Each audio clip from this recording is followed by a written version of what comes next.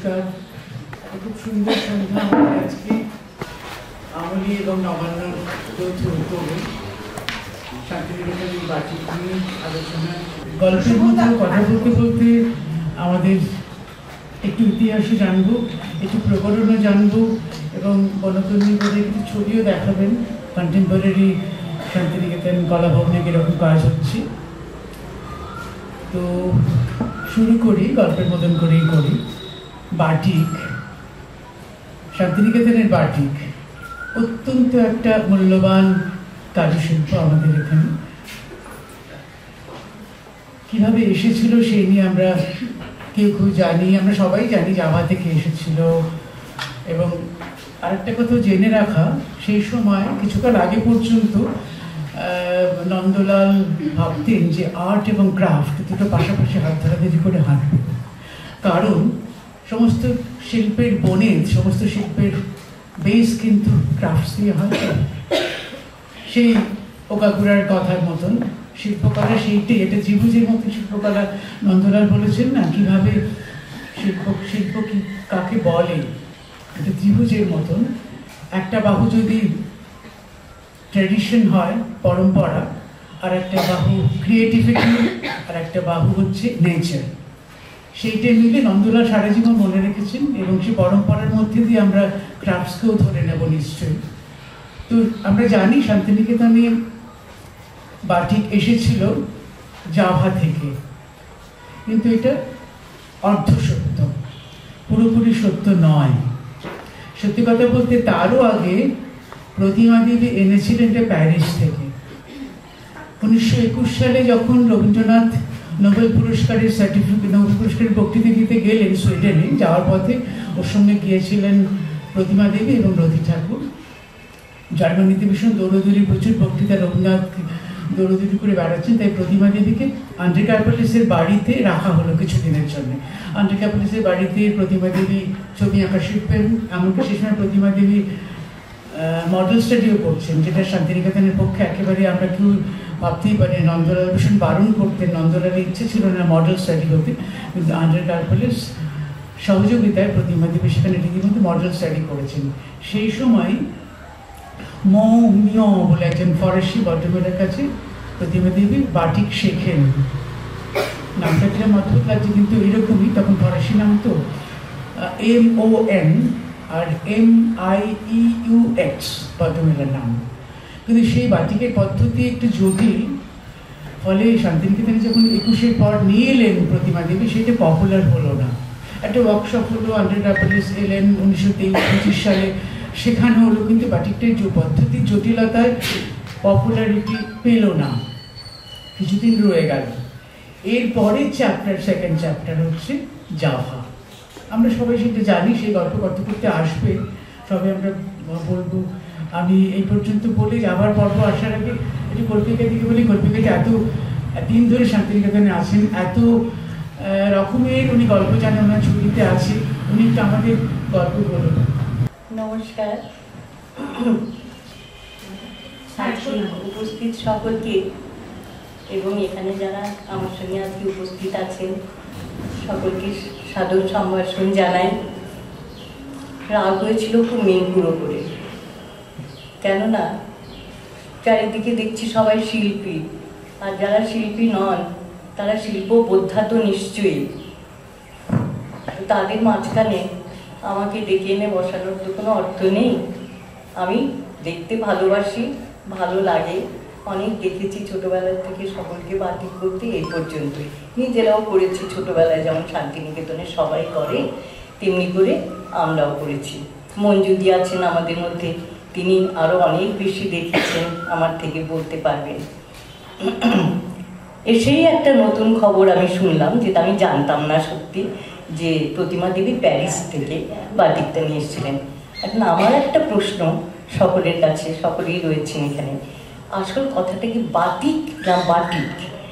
কারণ প্যারিস থেকে এলে সেটা বাটিকই হবে, কারণ বাটিক না বাটিক, আমরা ছোটোবেলায় বাটিক শুনেছি। এখন বাটিক শব্দটা আমার মনে হয় যতদূর সম্ভব, হতেও পারে আপনারা বিচার করবেন, বর্তিকা আমরা যাকে বলি সলতে, তার থেকে হয়তো ওই আগুনের সংস্পর্শে আসে বলে বর্তিকা শব্দের থেকে তদ্ভব শব্দ হিসেবে বাতিক শব্দটা এসে থাকতে পারে বলে আমার মনে করেছি। সেটা হয়তো পরবর্তীকালে প্যারিসের সংস্পর্শে এসে বা ইয়েতে বাতিক হয়ে গেছে। আর একটা আমি পড়ছিলাম অন্যান্য জায়গায় যে খুবই পুরনো শিল্প, এটা সেন্ট্রাল এশিয়াতে এর পাওয়া গেছে ড্রেস, এবং গুজরাটে খত্রি বলে একটা ট্রাইব আছে, তার মধ্যে বাতিকের প্রচলন ছিল। এখন কথা হলো যে যেমনভাবে ক্রস কালচারাল মানে লোক সংস্কৃতি এক জায়গা থেকে আরেক জায়গায় ছড়িয়ে পড়ে, বিশেষ করে দুটি মাধ্যম তার।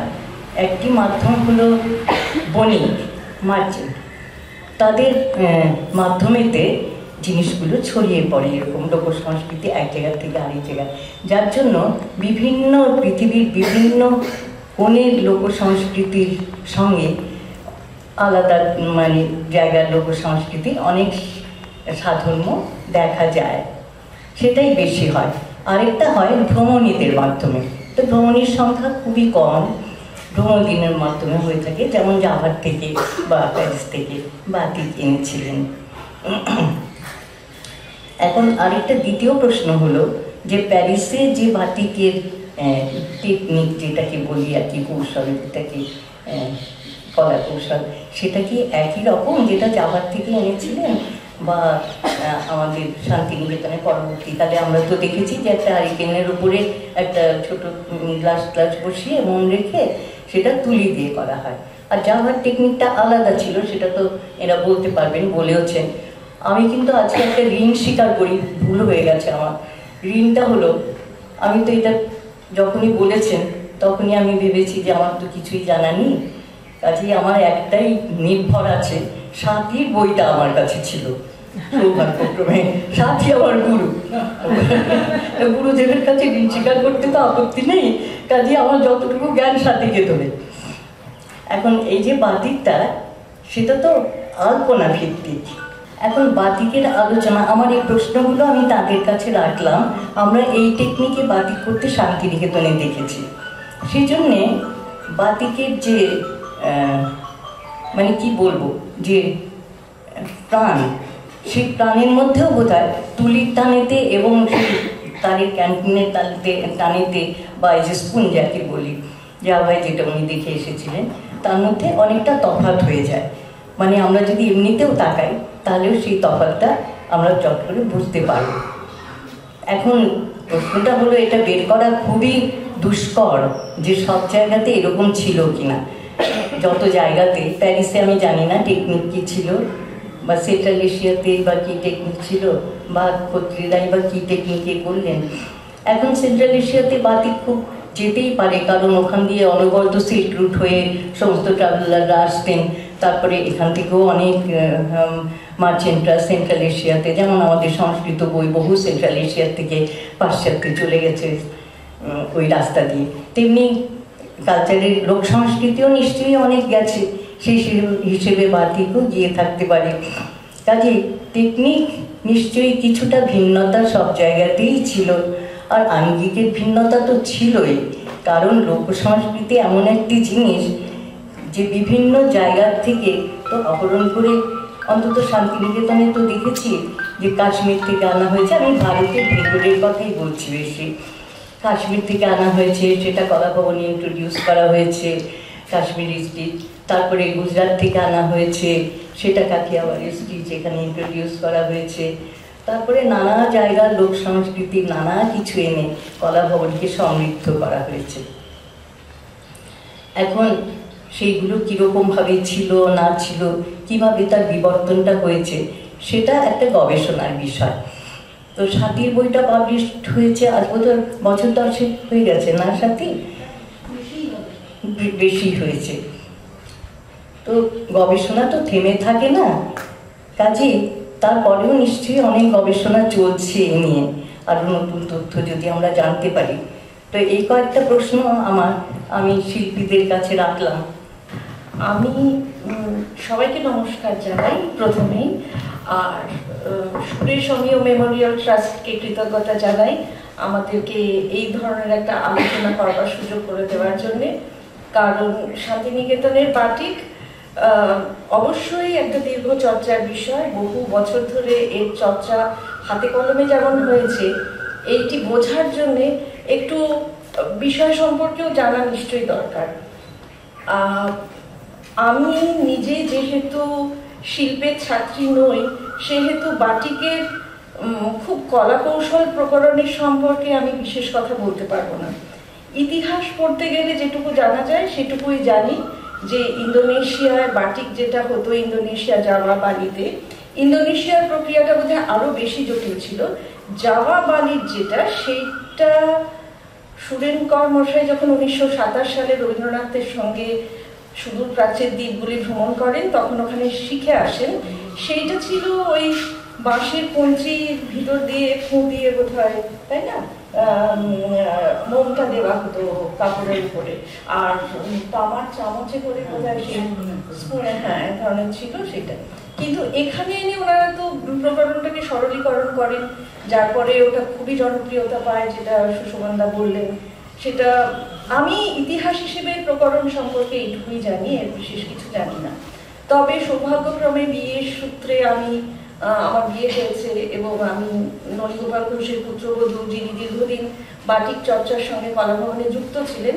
ফলে এই বিষয়ে আমার আগ্রহটা হয়তো কিছুটা স্বাভাবিক, এবং সেজন্য আমি কিছুটা বিষয় নিয়ে, বাটিকের বিষয় নিয়ে কিছুটা, মানে বাটিকের সাবজেক্ট ম্যাটার, মানে what is translated onto the textile as batik design, সেইটা সম্পর্কে আমার একটু পড়াশোনা আছে। তো সেটা নিয়ে যদি আমি বলি, যেখান থেকে বাটিক সুরেনকর শিখে এসেছিলেন, সেখানে মেইনলি ডিজাইন ছিল পুরাণ ভিত্তিক, মাইথোলজিক্যাল সাবজেক্টসই ওখানে বেশি আঁকা হতো। তবে একেবারেই যে প্রকৃতি বিবর্জিত ডিজাইন হতো তাও কিন্তু বলতে পারি না, কারণ ওখানেরও বহু বস্ত্রশিল্প দেখা গেছে যেখানে কিন্তু ওরাও প্রকৃতি থেকে, নেচার থেকে অনেক মোটিভ নিয়ে করেন, কিন্তু তাদের নেচারের মোটিভের ডেপিকশন আর শান্তিনিকেতনে এসে তা যা হলো, দুটোর মধ্যে তফাৎ আছে। এবার শান্তিনিকেতনের একটা বাটিক যতদিনে শান্তিনিকেতনে এসছে, ততদিনে শান্তিনিকেতনের আলপনা চর্চায় নন্দলাল বসু একটা স্বতন্ত্রতা বা একটা মৌলিক ধারার প্রবর্তন অলরেডি করেছেন। তার মেইন এটা হচ্ছে, আমাদের যে প্রচলিত আলপনার যে শিল্প ছিল তা তো মেইনলি ধর্মীয় ব্রতর সঙ্গে যুক্ত ছিল, এবং ধর্ম না হলেও তাতে মানুষের কামনা বাসনা ইত্যাদি ইত্যাদি অনেক কিছুর সঙ্গে যুক্ত হয়ে সেই সমস্ত আলপনা তৈরি হয়েছিল। সেইখান থেকে বেরিয়ে নন্দলাল বসু এটাকে একটা ভীষণ সেকুলার বা একটা ঐহিক রূপ দান করার চেষ্টা করছিলেন। তো সেই জন্য উনি ওই ধর্মীয় মোটিভগুলোকে আলপনা থেকে বাদ দিয়ে অলরেডি অনেক ধরনের পরীক্ষা নিরীক্ষা করছিলেন, যেমন প্রাকৃতিক মোটিভ, যেমন লোকশিল্প থেকে নিয়ে মোটিভ, যেমন টেরাকোটার মন্দিরের গায়ে থেকে নিয়ে মোটিভ, ধ্রুপদী ক্লাসিক্যাল আমাদের মন্দিরে যে সমস্ত থাকে তার মোটিভ ইত্যাদি ইত্যাদি অনেক কিছুই করছিলেন। তো ততদিনে শান্তিনিকেতনের আলপনার একটা বেশ নিজস্ব ঘরানা তৈরি হচ্ছিল নন্দলাল বসুর উৎসাহে, ওনার শিল্প ভাবনায় এবং সুকুমারী দেবীর দক্ষতায়। এইবারে বাটিক এলো, বাটিক আসাতে যেমন প্রকরণের পরিবর্তন হলো, তেমন আলপনা তেমন ডিজাইনের বা নকশারও একটা পরিবর্তন হলো, এবং সেই পরিবর্তনটা মেনলি শান্তিনিকেতনের মাস্টারমশাই প্রবর্তিত যে শিল্পধারা সেই অনুযায়ী কিন্তু সাবজেক্ট ম্যাটারটা, মানে ডিজাইনের বিষয়টা পরিবর্তন হতে লাগলো। আমরা সবাই জানি যে নন্দলাল বসু আলপনার ব্যাপারে শুধু না, উনি অজন্তার শিল্পে খুবই প্রভাবিত ছিলেন, এবং অজন্তায় গিয়ে উনি যেটা দেখে এসেছিলেন তাকে উনি আমাদের আলপনায় ভীষণভাবে আনতে চেয়েছিলেন। তো এবার অজন্তার ব্যাপারটা কি, যেটা উনি শান্তিনিকেতনের আলপনায় আনতে চেয়েছিলেন, দুটি কথা এখানে বলতে হয়। একটা হচ্ছে অজন্তার আলপনা বেশিরভাগই আমাদের বাংলার আলপনার মতন তার একটা চলন আছে। সেই চলনটা হচ্ছে একটা হিল্লোলিত চলন, একটা ঢেউয়ের মতন তার চলন। এই চলনের ফাঁকে ফাঁকে আসছে ফুল, পাখি, পাতা, অন্যান্য জিনিস। কিন্তু সেকেন্ড কথা যেটা বলার, দ্বিতীয় কথা যেটা বলার, অজন্তার আলপনায় এই যে ফুল পাখি যেগুলো আসছে সেগুলো প্রচলিত আলপনা থেকে কোথায় তফাৎ না, সেগুলো অনেক বেশি রিপ্রেজেন্টেটিভ, মানে একেবারে প্রকৃতিতে আমরা যেরকম দেখতে পাই সেরকমই, পদ্ম পদ্মের মতনই, হাঁস হাঁসের মতনই। কিন্তু আমাদের বাংলায় যে আলপনা ততদিন চলতো, প্রচলিত যে আলপনা ছিল, তাতে যদি আমরা জানি, যারা জানি বা যারা চর্চা করেছি এখানে সবাই নিশ্চয়ই জানেন যে বাঙালি রমণী তার মনের কল্পনা, মাধুর্য, সুষমা যাই হোক সব মিশিয়ে যে পদ্ম আঁকতেন, সেটা কিন্তু রিপ্রেজেন্টেটিভ পদ্ম নয়, সেটা অনেকটাই একটু পোস্ট ইমপ্রেশনিস্টিক টাইপের পদ্ম। পদ্ম তিনি দেখলেন, তার মনের স্মৃতিতে রইল, এবার তিনি নিজের স্ফূর্তিতে যখন আঁকছেন, সেই আঁকার সময় আঙুলের ডগায় পদ্ম যেভাবে আসছে সেভাবেই তিনি আঁকছেন। সেটা কখনো তারার মতন, কখনো গোল মানে কিছুটা গাঁদা ফুলের মতনও তার চেহারা হচ্ছে, কিন্তু সেটা রিপ্রেজেন্টেটিভ নয়। নন্দলাল বসুর আলপনায় কিন্তু আমরা যে মোটিভগুলো পাই সেটা অনেক বেশি ওই হিল্লোলিত চলনের মধ্যে রিপ্রেজেন্টেটিভ। তো এই আলপনা উঠে এলো আমাদের বাটিকের কাপড়ে, এবং শান্তিনিকেতনের বাটিকে আমরা প্রথম দিকে যে সমস্ত ডিজাইন দেখতে পাই, আজকে যেহেতু পুরনো শান্তিনিকেতনের বাটিক নিয়েই আমরা আলোচনা করছি, সেহেতু আমি বলতে চাই যে তখনকার আলপনার বেশিরভাগ আমরা শান্তিনিকেতনের প্রচলিত আলপনার ছবি দেখি, সেই নকশাই দেখি, সেই নকশাগুলো যা বললাম। আচ্ছা, এইবার দ্বিতীয় কথা যেটা বলার, প্রকৃতি থেকে ফুল তো বটেই, নানান ধরনের ফুল বাটিকের আলপনা, শান্তিনিকেতনের বাটিকের আলপনায় এসছে। তার মধ্যে আমাদের এখানে প্রচলিত পদ্ম, কদম, অগ্নিশিখা, পলাশ, নাগকেশর, এইসব আমরা খুবই দেখতে পাই, খুবই এগুলো প্রচলিত নকশা। এবার পদ্ম কেন এত বেশি পদ্ম কেন, তা বলতে গেলে আবার সেই নন্দলাল বসুতেই ফিরতে হয়। নন্দলাল বসু বারে বারে বলেছেন যে দেশে যে ফুলের প্রাধান্য বেশি, সেই দেশের শিল্পে সেই ফুলকেই বেশি দেখা যায়। যেমন পারস্যের শিল্পে আমরা ডালিম ফুলই বেশি দেখি, তেমনি ভারতের শিল্পে আমরা পদ্মকেই বেশি দেখি। নানানভাবে পদ্মকে মন্দিরের গায়ে, কাঁথায়, আলপনায়, অন্যান্য শিল্পে, কার্ভিং এর, স্কাল্পচারে, সব জায়গাতেই পদ্মের প্রচলন খুব বেশি। তো সেজন্য অজন্তাতেও সে যুগের শিল্পীরা পদ্ম খুবই এঁকেছিলেন। এবার অজন্তার যে পদ্মের যে নকশা, সেই নকশা প্রভাব তো আমাদের শান্তিনিকেতনের আলপনায় আছে। এইখানে যে একটি বাটিক আছে কোনায় ঝোলানো, ওই বাটিকটা অ্যাকচুয়ালি এখানেরই একজনের, আমারই বন্ধু, সে এই শাড়িটা পরেই অজন্তা দেখতে যায়, এবং অজন্তার ওখানে দর্শনার্থীরা, যারা দর্শক ছিলেন বা যারা ভ্রমণার্থীরা ছিলেন, তারা সবাই ওকে বলেন, তোমার শাড়ি দেখে মনে হচ্ছে অজন্তার আলপনাই নেমে এসছে তোমার শাড়িতে, ওই শাড়িটা দেখে বলেছিলেন। তো অজন্তার এতটাই প্রভাব ছিল শান্তিনিকেতনের আলপনায়। তো এই হচ্ছে দুটো কথা। এরপর আমরা ফুল ছাড়াও যেটা দেখি, এর মধ্যে পাখি ছিল, ছোট ছোট জীবজন্তু ছিল, প্রজাপতি ছিল। বড় পাখির মধ্যে ময়ূর আর হাঁস খুব বেশি দেখা যায়। হাঁস, এবার ময়ূর আর হাঁস যে এত বেশি দেখা যায়, আমরা পুরনো ছাত্রদের খাতায় যদি দেখি, হাঁসের স্টাডি প্রচুর করানো হতো ছাত্রদেরকে। মানে সেই ধ্রুপদীর থেকে, বাসন থেকে, প্রদীপের ওপরের থেকে, অন্যান্য ন্যাচারাল তো বটেই, সমস্ত জায়গা থেকে হাঁসের স্টাডি করিয়ে করিয়ে করিয়ে করিয়ে ছাত্রদেরকে এত তৈরি করে দেওয়া হতো যে তারা হাঁসটাকে তখন অর্নামেন্টাল হিসেবে আনতে পারতেন। তো ওই জন্য ময়ূর, হাঁস, ছোট পাখি এসব খুবই দেখা যায়। এরপরে শান্তিনিকেতনের আলপনায় কিছু পরিবর্তন আসে, আরো নতুন কিছু এক্সপেরিমেন্ট আসে, সেটা আমি পরবর্তী পর্বে বলছি। নমস্কার, শুভ সন্ধ্যা। সুরেশ অমিয় মেমোরিয়াল ট্রাস্ট, আমলি, আর্থশিলা সবাইকে খুব সাধুবাদ জানাই এরকম সুন্দর একটা ডিসপ্লে করার জন্য এবং এরকম একটা আলোচনা সভা অ্যারেঞ্জ করার জন্যে। শান্তিনিকেতন বাটিকের কথা বলতে গিয়ে যেটা সুশোভনদা প্রথমে যে ট্রায়াঙ্গেলের কথা বললেন, অরিজিনালিটি, নেচার অ্যান্ড আর্টস। তো অরিজিনালিটি, নেচার, এই নেচারকে আমরা শান্তিনিকেতনে ভীষণ কাছের থেকে পাই।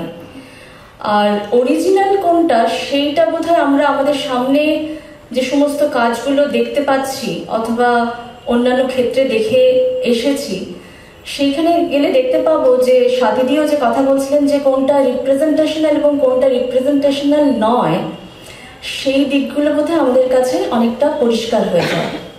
নেচারকে মানে প্রত্যেকটা ঋতু আমাদের কাছে ভীষণভাবে স্পষ্ট শান্তিনিকেতনে, এবং এই নেচারের একটা প্রত্যক্ষ এবং পরোক্ষ প্রভাব আমাদের মধ্যে পড়ে। আর 1927-এর পর জাভা থেকে ফিরে এসে যখন প্রতিমা দেবী এবং আদ্র কাপলস যখন একটা ওই কোঅপারেটিভ একটা ওই বিচিত্রা সভার শুরু করেছিলেন as a department, as a different department, যেখান থেকে পরবর্তী ক্ষেত্রে হয়তো শ্রীনিকেতনের সূত্রপাত হয়েছিল। তো সেখানকার উদ্দেশ্যই ছিল যে আর্ট এবং ক্রাফট এই দুটো জিনিসকে যাতে এই দুটোর মধ্যে একটা কোঅপারেশন থাকে, একটা সচলতা বজায় থাকে সব সময়, এই দুটোকে আমরা কোনোভাবেই আলাদা করতে পারি না। তাহলে এখানেই আমরা দেখতে পাই যে যেটা সৃষ্টিশীল, যেটা খুব ক্রিয়েটিভ এবং যেটার মধ্যে একটা কর্মদক্ষতার প্রয়োজন, দুটো কিন্তু দুটোর পরিপূরক। তার মানে এখানে আমরা একটা জিনিস দেখতে পাচ্ছি, যদি আমরা খুব একটা সাটল বডির কথা বলি, যেটা স্থূল শরীর বা সূক্ষ্ম শরীর এবং স্থূল শরীর যে গ্রস বডি, এইখানে আমাদের সেন্স অর্গান এবং মোটর অর্গান দুটো কিভাবে কাজ করে সেটাই ছিল কিন্তু মূল, এটার মূলে, এটার একদম প্রাণবিন্দু, একদম কেন্দ্রে রয়েছে যে এই স্থূল শরীর এবং সূক্ষ্ম শরীর দুটো কিভাবে মিলেমিশে একাকার হয়ে যায় যখন আমরা আর্ট এবং ক্রাফট দুটোকে একসাথে নিয়ে কথা বলি অথবা কাজ করি। সেইখানে যখন শান্তিনিকেতন বাটিকের দিকে আসি, বাটিকের ক্ষেত্রে দেখা যায় যে একটা জায়গায় আমরা এটা হচ্ছে রেজিস্ট করছি, রেজিস্টাইল টেকনিক, একটা জায়গাকে রেজিস্ট করছি আর একটা জায়গায় রং আনছি, আবার একটা জায়গায় রেজিস্ট করছি, আবার একটা জায়গায় রং আনছি। তো এটার মধ্যে একটা বিভিন্ন লেয়ার্স আছে, ওয়ান আফটার অ্যানাদার। জাপানিজ বাটিকের ক্ষেত্রে আমরা ভীষণ সূক্ষ্মতা দেখতে পাই, যেহেতু সেটা চ্যান্টিং ব্যবহার করে করা হয়, এবং শান্তিনিকেতন বাটিকের মধ্যেও সূক্ষ্মতা আছে, কিন্তু সেটা একটা অন্য লেভেলের সূক্ষ্মতা রয়েছে, যেখানে এই ব্রাশ দিয়ে বাটিকটা মোমটা ব্যবহার করা হয়। তো এইটা কল্পিকা দিয়ে যেটা বলছিলেন যে যখন আমরা কাপড়ের উপরে ব্রাশ দিয়ে ব্রাশ টানছি, তাহলে সেইখানে বোধহয় ব্রাশ টানার মধ্যে একটা যে কি বলবো, নিজেদের একটা খুব একটা সফটনেস আছে, একটা সেই সূক্ষ্ম জায়গা আছে, সেই জায়গাটার জন্যই হয়তো আমাদের শান্তিনিকেতন বাটিকটা এত বেশি, তার একটা চলন শৈলী আছে, তার একটা অন্যরকম শিষ্টতা তৈরি হয়েছে। তো জাপানিজ বাটিকের ক্ষেত্রে আমরা খুব বেশি মোটিফে মানে খুব লিনিয়ার একটা ইমেজ দেখতে পাই, এবং শান্তিনিকেতন বাটিক যখন আমরা দেখি সেইটার মধ্যে লাইন্স তো আছে অবশ্যই, কিন্তু যেখানে রং দিয়ে ভরাট করা হয়েছে এবং যেখানে আলাদা করে লাইন আছে, এই দুটো স্পেস খুব সুন্দরভাবে ইন্টারলেস করে। আমার সামনেই যে বাটিকগুলো আছে, যেমন ধরা যাক যে একটা ব্ল্যাঙ্ক স্পেস, একটা ফাঁকা জায়গা, যেমন প্রকৃতির মধ্যে যেরকম পূর্ণতা আছে সেরকম শূন্যতাও আছে, নেচারের মধ্যে যেরকম আলো আছে সেরকম অন্ধকারও আছে, তার মাঝামাঝি ছায়া আছে। তো কমল কুমার মজুমদার খুব সুন্দর করে বলেছিলেন যে আলপনা যখন আমরা ফ্লোরের ওপরে দিই, এটা একটা এই ছাই ছাই রঙের একটা জায়গায়, মানে ছায়ার মতন একটা ছায়ার, তো ঠিক রংটা পার্টিকুলারলি বলা যায় না, একটা কালচে ভাব থাকে, একটা আভা থাকে, তার ওপরে যখন আঙুল চলে, তার ওপরে যখন নকশা করি, সেই নকশার মধ্যে একটা ডাইমেনশন আসে, অ্যান্ড সেই ডাইমেনশনটা আসে কিন্তু এই রং এবং আলো এবং অন্ধকার, আর রং এবং যেখানে রং নেই, এই দুটোর মাঝামাঝি জায়গায়। তাহলে আমরা যদি দেখি যে আমরা ভলিউমটা কোথায় পাচ্ছি, যেখানে রং আছে এবং যেখানে রং নেই, যেখানে আলো আছে এবং যেখানে আলো নেই, এই দুটোর মাঝামাঝি কিন্তু আমরা এতগুলো শেডস পাই। এতগুলো লেয়ার্স পাই। কাজেই সেই লেয়ার্সগুলো আমরা শান্তিনিকেতন বাটিকের ক্ষেত্রে ভীষণ ভালোভাবে দেখতে পাই। এবং শান্তিনিকেতন বাটিকে আলপনার যে একটা ওতপ্রোত প্রভাব রয়েছে সেটা সাথীদিও মেনশন করেছেন, এবং সেটার মধ্যে একটা ভীষণভাবে যে চলন শৈলী আছে। আমি এখানে সুমিত্রা নারায়ণের কিছু আলপনা দেখাচ্ছি। এইখানে আলপনার মধ্যে যে চলন রয়েছে, যে রিদম রয়েছে, যে ছন্দ রয়েছে, সেইগুলো কিন্তু আমরা পরবর্তী ক্ষেত্রে বাটিকের মধ্যেও দেখতে পাই। যেমন গৌরীদির বাটিকের ক্ষেত্রে এখানেও পদ্ম আছে, কিন্তু এই পদ্ম এবং কলকে এবং ডটস এইগুলো মিলেমিশে একাকার হয়ে গেছে। বাটিক অ্যাকচুয়ালি বাতিক মানে তিতিক শব্দ থেকে এর উৎপত্তি, যতদূর আমার জানা আছে। তিতিক মানে ডটস, এবং পরবর্তী ক্ষেত্রে আমি জানি না এটা জ্যাপানিজ প্রভাব কিনা, যে আলপনার মধ্যেও কিন্তু শান্তিনিকেতন আলপনার মধ্যে ভীষণভাবে ডটস আমরা দেখতে পাই। এবং এই যে গৌরীদির যে নেচার স্টাডি, কোনো কোনো ক্ষেত্রে এই যে আমি বললাম সাটল বডি আর গ্রস বডির কথা, যে কোনো জিনিসের মধ্যে বা কোনো অবজেক্টের মধ্যে প্রাণ আমরা কখন পাই, কখন মনে হয় যে জিনিসটা অ্যালাইভ। তো এই জিনিসগুলো যে কোনোটা আমার কাছে মানে সামনে আমার যদি কোনো লিভিং বডি থাকে অথবা নন লিভিং বডি থাকে, প্রাণ আছে বা প্রাণ নেই, এই দুটোকে আমরা কিভাবে পার্থক্য করব আমাদের আশপাশটাকে দেখে, আমাদের আশেপাশের যে নেচার আছে সেটাকে দেখে। হাঁসের কথা হচ্ছিল, এখানে হাঁসের একটা গৌরীদির স্কেচ রয়েছে। তো হাঁস যেরকমভাবে চলে, যেভাবে দুলে দুলে চলে, সেই চলনটা খুব সুন্দরভাবে এই ড্রয়িংটার মধ্যে ধরা পড়েছে। আর এটাও একটা ফ্লাওয়ার স্টাডি। তো এই যে একটা সবচেয়ে বড় কথা, শান্তিনিকেতন বাটিকের মধ্যে একটা ভীষণভাবে সহজ ভাব ছিল এবং আছে। সেই খুব বেশি জটিল নয়, মানে অনেক কিছু দিয়ে যে আমরা একটা খুব খুব সূক্ষ্ম কিন্তু ভীষণ সহজ, এটা আমি ঠিক বলতে পারছি না সেইভাবে, যে মানে কিভাবে বোঝাবো যে সহজ বলতে কি বোঝায়। সেটা বোধহয় অনেক বেশি অনুভব করার বিষয়, রাদার দেন আমি কিভাবে সেটাকে এক্সপ্লেন করছি। যমুনা সেনের সাথে তার স্টুডেন্টসদের করা কিছু আলপনা। এটা যমুনাদির বাটিক, এটা শাড়ির বর্ডার, পাল্লু। এটা নন্দলাল বসুর করা। এটা নন্দলাল বসু সুমিত্রার দিকে দিয়েছিলেন জন্মদিনের উপহার, আলপনা দিচ্ছেন। এটাও যমুনাদির করা, কারুর সঙ্গে।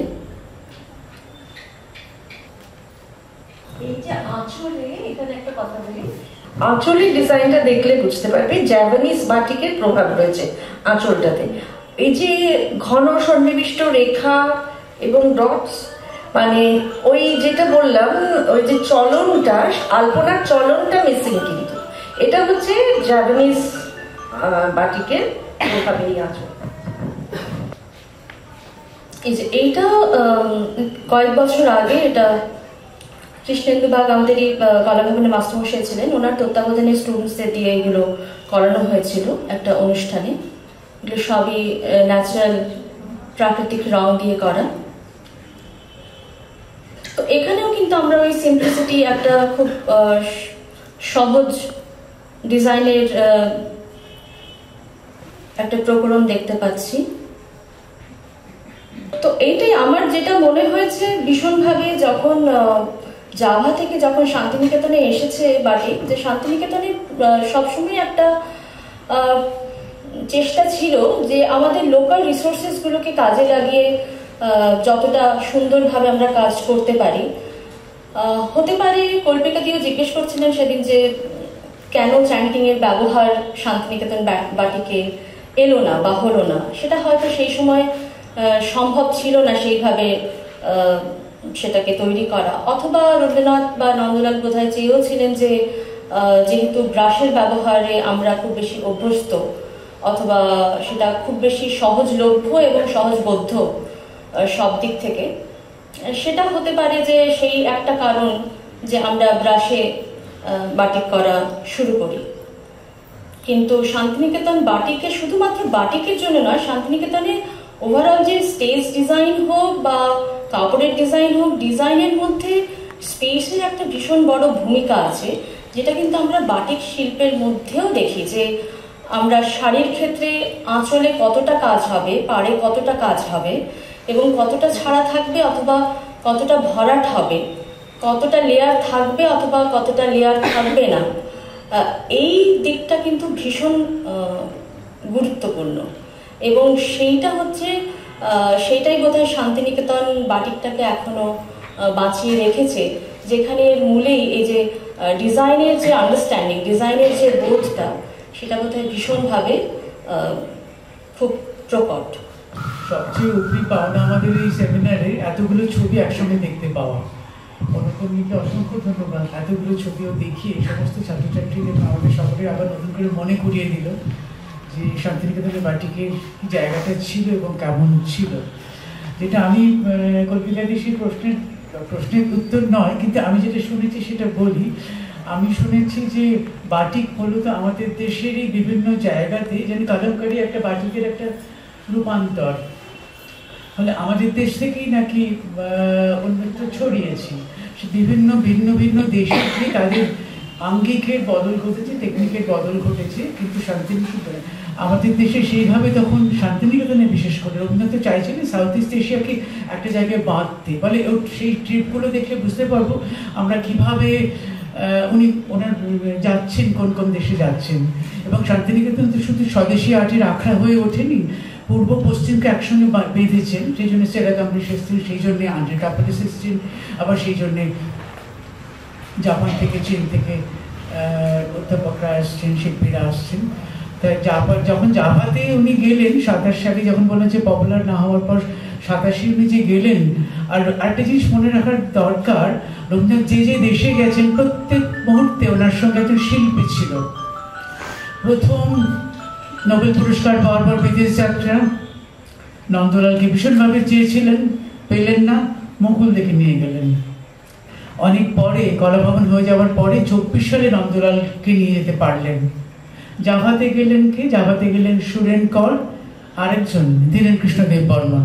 এবং ধীরেন কৃষ্ণ দেববর্মন এবং সুরেন কর, আমার কলাভবনে কতগুলো কাপড়ের টুকরো আছে, ওই চ্যান্টিং দিয়ে ওরা মক্স করার চেষ্টা করছে, ওরা প্র্যাকটিস করছে, শুধু ওয়াক্স লাগানো আছে সেখানে। ফলে ওরা কিন্তু এটাকে চেষ্টা করছিলেন এবং এটাকে শেখার চেষ্টা করছিলেন। ফিরে এসে সেটাতে খুব সুন্দর রূপান্তর ঘটলো। শুধু তাই নয়, রবীন্দ্রনাথ বিভিন্ন জায়গায় নিমন্ত্রিত হচ্ছেন। ওখানে বাটিকের তো একটা বিশেষ ধরন আছে, সাধারণ মানুষ এক ধরনের বাটিক পরে, রাজপরিবারের লোকেরা আরেক রকম করে বাটিক পরে। রাজপরিবারের লোকেরা বাটিক পরার ধরন আলাদা, কি করে ওরা নেবে। এবং সত্যি কথা বলতে আমার মনে পড়ছে 2017 সালে একটা সেমিনার হয়েছিল রবীন্দ্রনাথের জাভা যাওয়ার 90 বছর পূর্তি। সেখানে শান্তিনিকেতনের অনেকের সঙ্গে আমিও গেছিলাম এবং আমি দেখলাম যে সমস্ত যারা সব কি বলবো সব পদস্থ মানুষ এবং মন্ত্রী প্রত্যেকে জাভা বাটিকের শার্ট পরে এসছেন। আমার এত ভালো লাগলো এইরকম একটা নিজেদের দেশের শিল্পকে প্রত্যেকে কিভাবে গৌরবের সঙ্গে বহন করছেন এবং প্রধান অনুষ্ঠানে ওটা পরে আসছেন। আমি দেখে ভেতরে ভেতরে মনে হচ্ছে যে আমরা এরকম পারি না। তো যাই হোক, জাভার যেটা কথা বলা, আমরা জানি, আমরা জাভায় সুনীতি চট্টোপাধ্যায় যে বইটা পড়েছি, আমরা জানি যে রবীন্দ্রনাথকে যেমন দিচ্ছেন সবাই বাটিক উপহার দিচ্ছেন, তেমনি ওরা আলাদা করে দোকানে গিয়ে গিয়ে সংগ্রহ করছেন। সুনীতি বলছেন যে সুরেন কর এবং এর সঙ্গে ধীরেন কৃষ্ণের সঙ্গে সন্ধ্যেবেলা প্রচুর দোকানে ঘোরা গেল এবং কিছু জিনিসপত্র কেনা গেল। তারপরে হচ্ছে কি, ওদের নাচের সময় যে পোশাক দেখা যাচ্ছে সেখানে সব বাটিক পরে।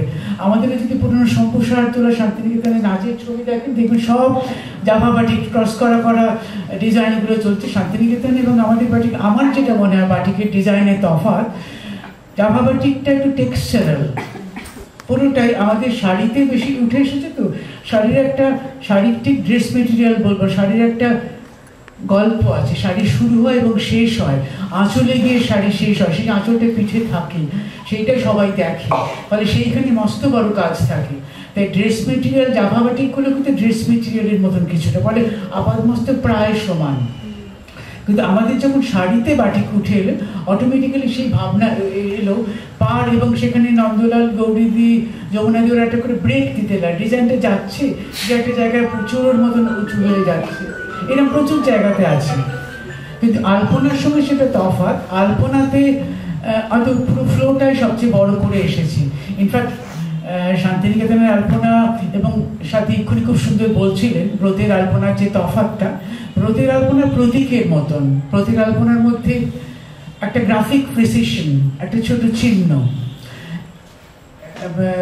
ওই যে কথা বলছেন হাতা হাতা হাতা খা সতীনের, এটাও টিপিক্যাল লোকাল কথা, মানে সতীনের বিরুদ্ধে কথা বলছেন যে যেন আমার বাড়িতে যেন সতীন না থাকে, আমি একলাই আমি সংসারে থাকবো।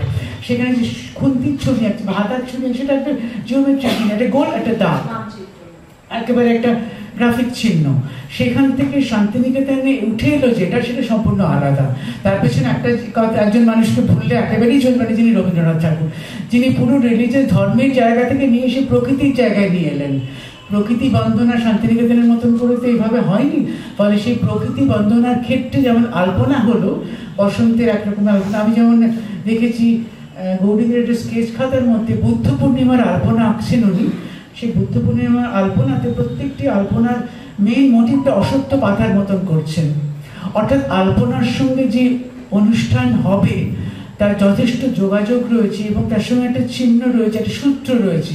আলপনা মানে শুধু কতগুলো গোল চৌকো ত্রিভুজ নয়, পুরো সামঞ্জস্য থাকে। যেমন এই পাশে একটা আকাশি রঙের একটা শাড়ি আছে, মাছের ডিজাইন, মাছ জলে থাকে, তার জন্য আকাশি রং জলের রং এবং মাছের ফ্লো, এবং প্রত্যেকটি ছোট ছোট মোটিভের মধ্যে মাছের মোটিভ রয়েছে, এবং প্রত্যেকটি শাড়িতে প্রত্যেকটি ডিজাইন তখন সেরকম মাস্টারমশাই শেখাতেন যে একটা সামঞ্জস্য, একটা ন্যারেটিভস থাকবে। যেমন আমার ছবিতে খুব ন্যারেটিভ কথাটা বলি না, আলপনার মধ্যে কিন্তু সেরকম একটা জিনিস ছিল যে একটা পুরো বিস্তীর্ণ একটা গল্পের মতন যেন থাকবে।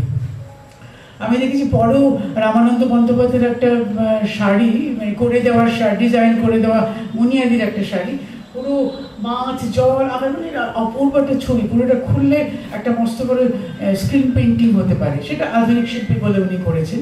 কিন্তু জাভা বাটিক থেকে শান্তিনিকেতনে আসার পরে যেটা আমাদের এখানে হলো, সেটা আমরা রংটাকে বদলে নিলাম। ওখানে একটু ব্রাউনিশ ইয়েলোইশ টিন্ট বেশি ছিল, আমরা রংটাকে নানা রকমের রঙে পরিবর্তন করলাম। এবং আমি যেটা বলছি প্যারিসের গল্পটা যে তথ্যটা দিলাম, সেটা হৈমন্তী দেবীর বিখ্যাত অমিয় চক্রবর্তীর স্ত্রী, স্ক্যান্ডিনেভিয়ান স্ত্রী, ওনার রবীন্দ্রনাথ নাম দিয়েছেন হৈমন্তী। হৈমন্তী দেবীর ছোট্ট একটা বাটিক বলে বই আছে, উনি সেটা লিখেছেন। এবং শুধু তা না, উনি এটাও লিখেছেন, এটা আমরা পরে দেখেছি প্রতিমা দেবীর খুব বড় কি রোল আছে শান্তিনিকেতন ক্রাফটের পেছনে।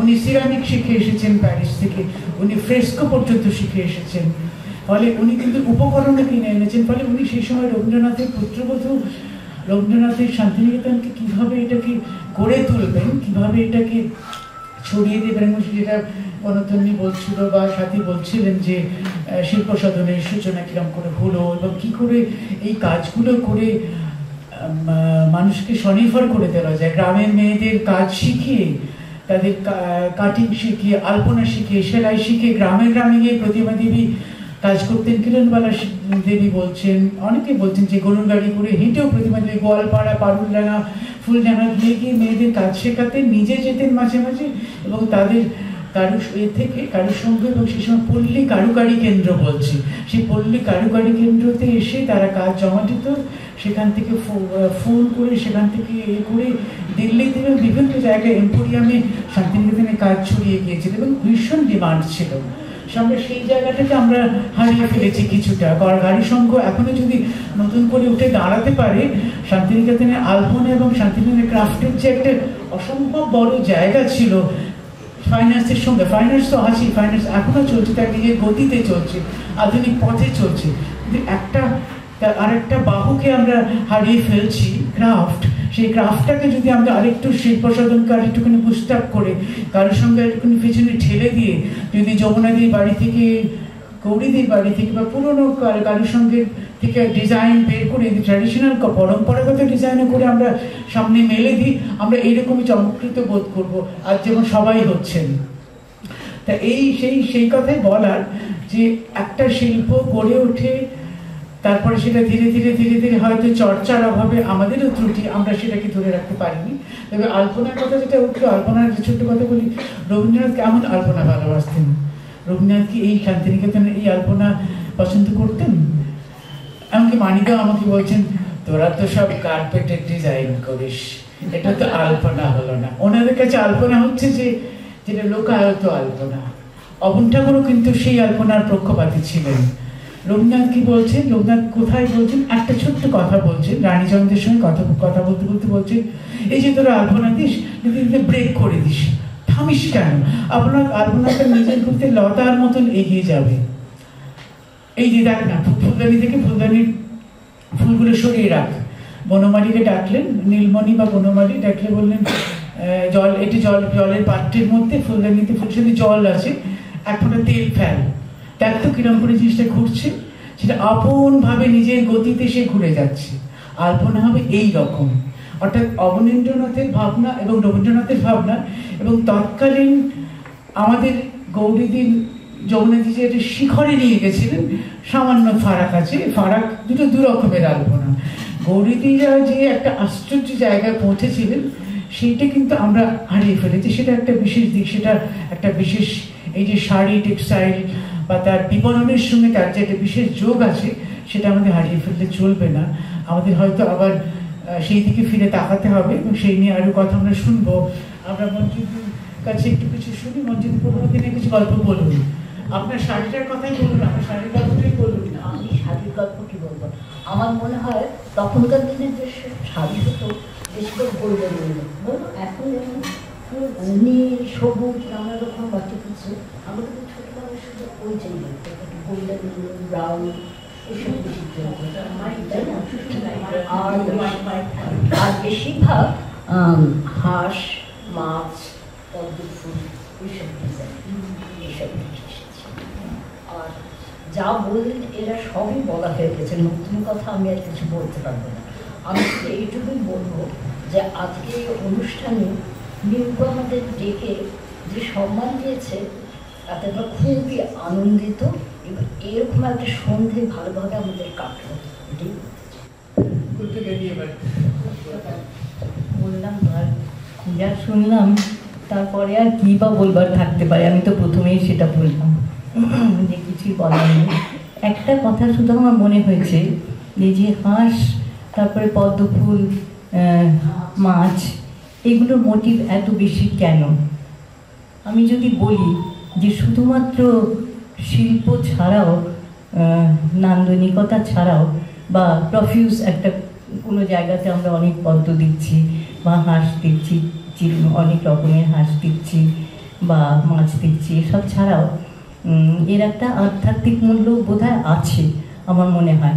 কেননা আমরা বৌদ্ধ যে আর্টগুলো, বুদ্ধিস্ট আর্টগুলো, অজন্তা ইত্যাদির মধ্যে দেখতে পেরেছি পদ্ম, আমরা আমাদের আলপনাতে দেখেছি পদ্ম, বাদিকে তো পদ্ম অনবরতই দেখছি।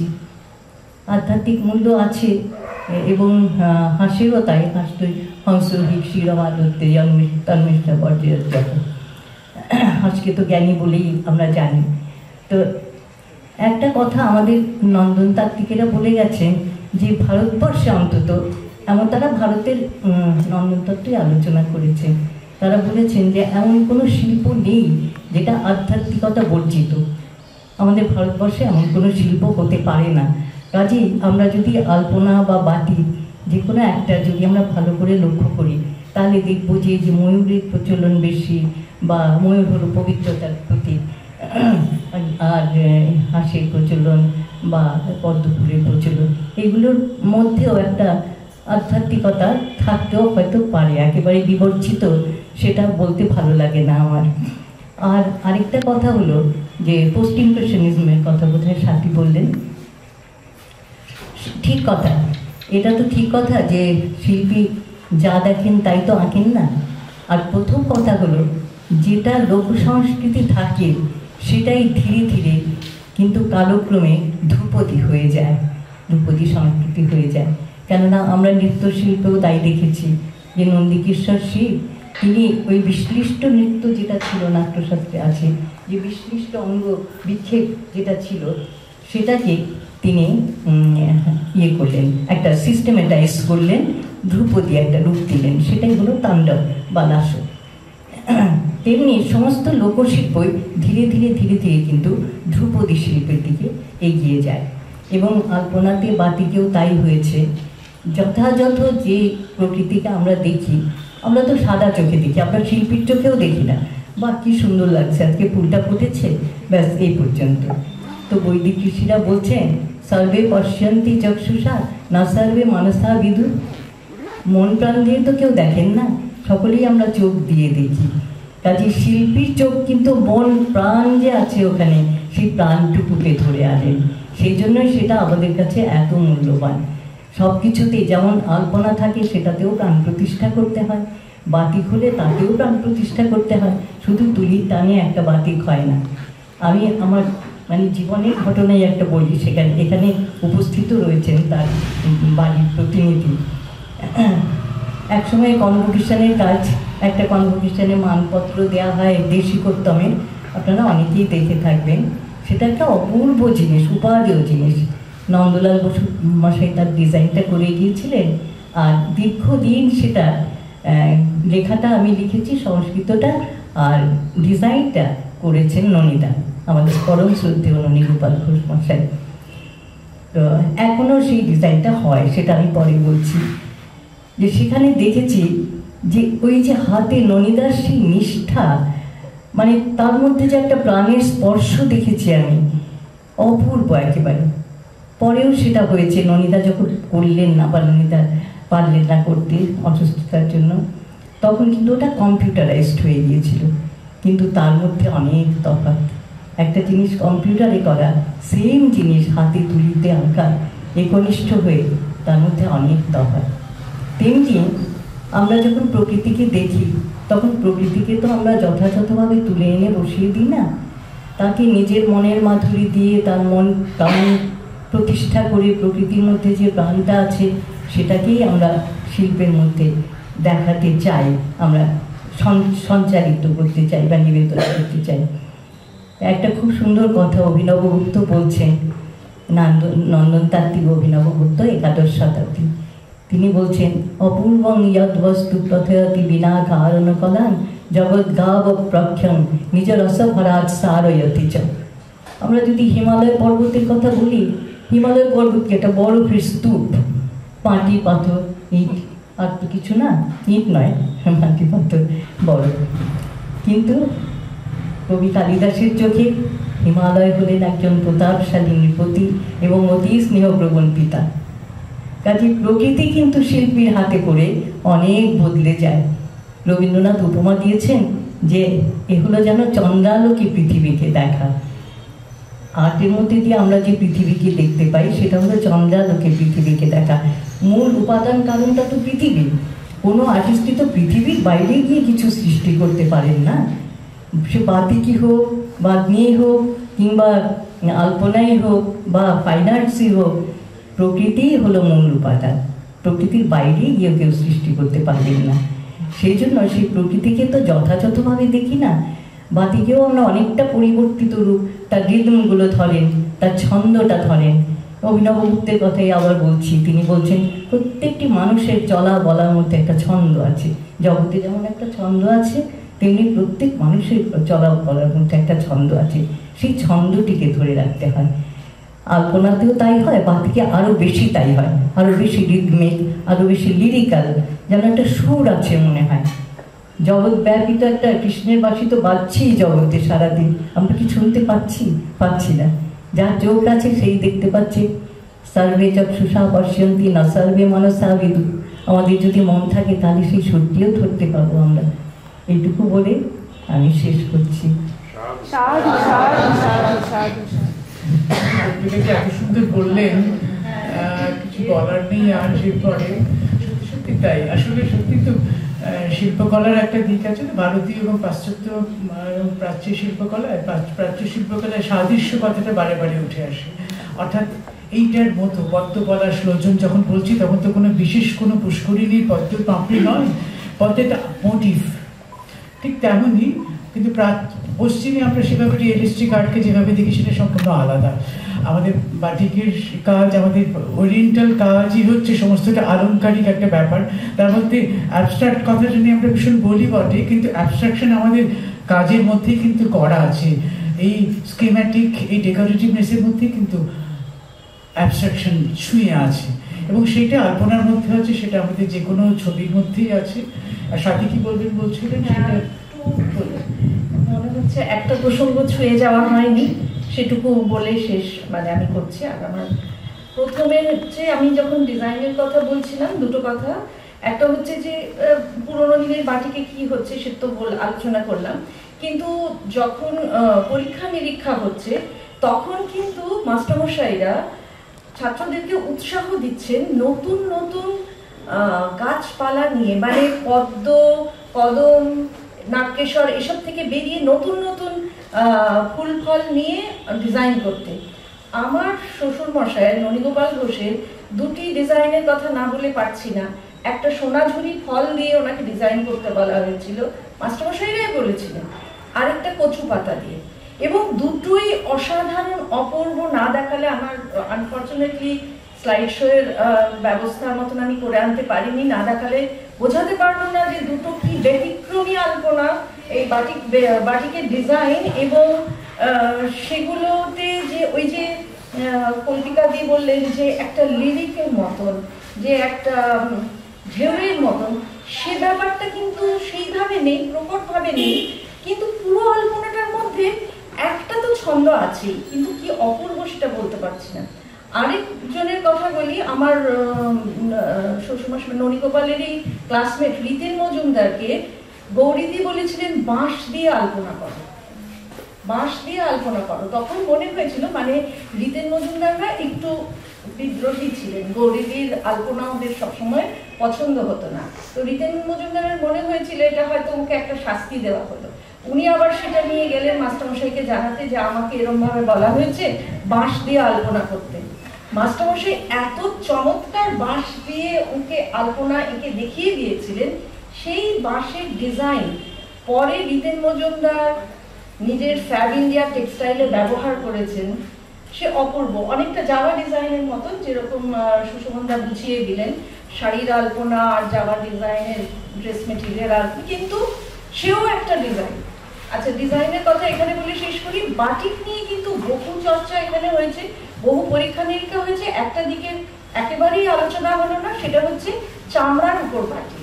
চামড়ার উপর বাটিকের এখানে শান্তিনিকেতনে অজস্র কাজ হয়েছে, এবং এই যে সুশোভনদা বলছিলেন ইন্ডাস্ট্রি, ক্রাফট অ্যান্ড ইন্ডাস্ট্রির কথা, সেখানে চামড়ার বাটিক একটা বিরাট বড় ভূমিকা পালন করে। শান্তিনিকেতনের বাটিকের চামড়ার ব্যাগ, চটি, বইয়ের ফোল্ডার, গৃহসজ্জা, মঞ্চসজ্জা, বহু জিনিস সারা ভারতবর্ষে এত তার ডিমান্ড ছিল। জিসোয়া যে শিল্পপত্র আর্ট পত্রিকা, তাতে একটা সময় বলা হয়েছে যে সব থেকে বেশি টার্নওভার ছিল শান্তিনিকেতন হ্যান্ডিক্রাফটসের, মানে সারা ভারতবর্ষের হ্যান্ডিক্রাফটসের মধ্যে শুধুমাত্র চামড়ার বাটিকের এই সম্ভারের জন্য। এবং এই চামড়ার বাটিকের সব থেকে বড় পুরোধার নাম না বললেই নয়, তিনি হচ্ছেন রথীন্দ্রনাথ ঠাকুর। তিনি চামড়ার বাটিকের উপর একেবারে মানে পাথ ব্রেকিং সমস্ত ডিজাইন করে গেছেন। অসাধারণ এক একটা মানে রবীন্দ্র রচনা বলে এক একটা খণ্ডের এক একটা ডিজাইন আলপনার মতন তো আছেই, অন্যান্য নানান ধরনের মডার্ন ডিজাইন নিয়ে উনি পরীক্ষা নিরীক্ষা করে একটা মানে কি বলবো যুগান্তর, সেটা একটা মানে মনে রাখার মতন। আমার শ্বশুরমশাইয়ের একটা চামড়ার বাটিকের নমুনা বিশ্বভারতী এবং ভারত সরকার নির্বাচন করে, বাংলাদেশের রাষ্ট্রপতি এসেছিলেন, বাংলাদেশের রাষ্ট্রপতিকে বাবার করা বাটিকের পোলিও কাভার করে গীতাঞ্জলি প্রেজেন্ট করা হয় বাংলাদেশের রাষ্ট্রপতিকে।